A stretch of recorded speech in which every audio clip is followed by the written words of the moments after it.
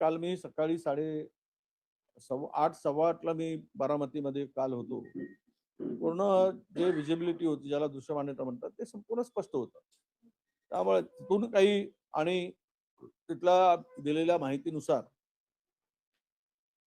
3000 metre पर्यंत visibility clear होती, दृश्यमान्यता clear होती. 3000 मीटर म्हणजे 3 किलोमीटर होते. 3 किलोमीटर पर्यंत जर पूर्णतः विजिबिलिटी क्लिअर होती, तर त्याला ते अडचण आहे असं मला वाटत नाही. आणि त्यामुळं असं म्हणणं चुकीचं आहे. या संदर्भात नक्कीच उच्चस्तरीय चौकशी झाली पाहिजे. लोकांच्या मनामध्ये अनेक प्रकारचे प्रश्न आहेत. हे विमान अपघात आहे, घातपात आहे, या संदर्भात मध्ये तुम्ही जर सोशल मीडियावर जर पाहिलं तर 80-90% लोकांचं मत आहे की हा घातपात आहे, हा अपघात नाही.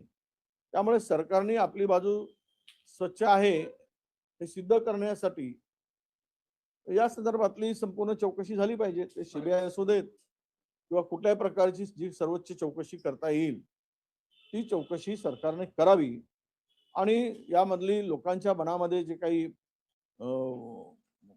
भावना आहे लोकांची आणि लोकांच्या मनामध्ये जो काही कलह आहे तो दूर करावा. राज्य सरकारने मोठा निर्णय चौकशी आदेश दिले आणि अपघात स्थळी पोलिसांना बंदी असणार आहे.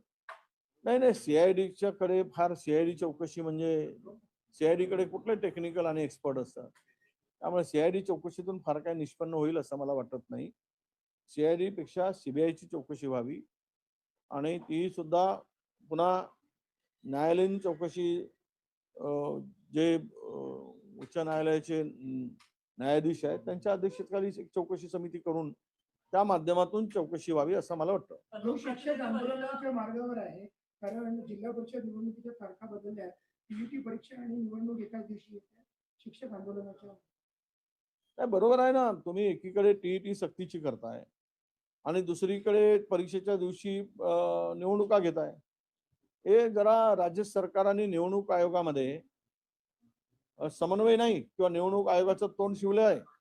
तुम्हाला हे तारखा करत असताना सरकारबरोबर चर्चा करून टीईटी एक्झाम असेल, दुसरीकडे एक्झाम दिले नाही म्हणून शिक्षकांना कारवाई करता आणि त्यामध्ये पुन्हा त्याच दिवशी तुम्ही निवडणुका घेता.